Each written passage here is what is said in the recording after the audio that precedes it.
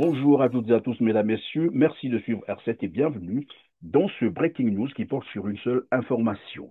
Clément Mirassa, récemment élu président du Rassemblement des forces du changement RFC, est sous le coup de nouvelles menaces de mort. Des sources concordantes nous informent que les faucons du pouvoir de Brazzaville sont assez tous pour le faire taire. Nos enquêtes à ce sujet se poursuivent. Cependant, cet après-midi de samedi 27 septembre 2025 s'est produit également un événement inédit au domicile de Clément Mirassa, événement qui interroge.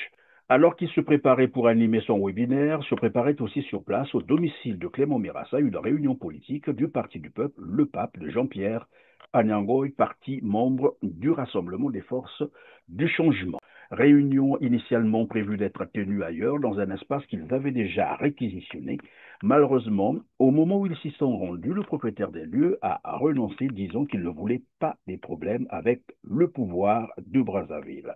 Qui est donc passé derrière pour les intimider? La réponse reste encore énigmatique. Ainsi, le pape a décidé de chercher ailleurs, en vain, partout. Les espaces leur ont été refusés. Jean-Pierre Anyango, président du pape, a sollicité Clément Mirassa pour qu'il leur permette de tenir leur réunion à son domicile. Cela leur a été accordé. Mais seulement, voilà. Cédric Castellan-Balou, qui a récemment adhéré au parti du peuple de Jean-Pierre Anyango, parti pour lequel il assurerait la vice-présidence se serait vigoureusement opposée à ce que la réunion du pape se tienne chez Clément Mirassa, qui, je le rappelle, est aussi président du RFC, donc des forces du changement. Malgré cette opposition vigoureusement affichée par Cédric Castellan-Balou, Jean-Pierre Anyangoy a résolu prendre ses responsabilités de maintenir la tenue de la réunion au domicile de Clément Mirassa.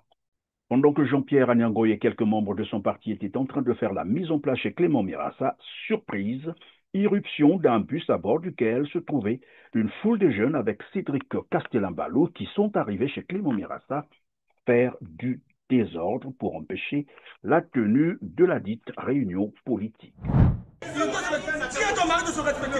Qui ne jamais décidé de se respecter? C'est le siège de notre parti. Le parti ne peut pas pouvoir le croiser pas.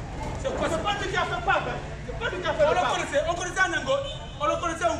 Il me dorotait, non. Il m'appelait chaque jour. Clément Mirassa a appelé les services de police pour intervenir, mais apparemment, la police était beaucoup trop occupée, elle n'est pas arrivée. Nous continuons à suivre cette situation. S'il y a du nouveau, nous vous reviendrons pour la suite. Merci de nous avoir suivis. Cliquez sur le petit pouce en l'air juste en bas de la vidéo, partagez et dites-nous en commentaire ce que vous pensez de cette situation.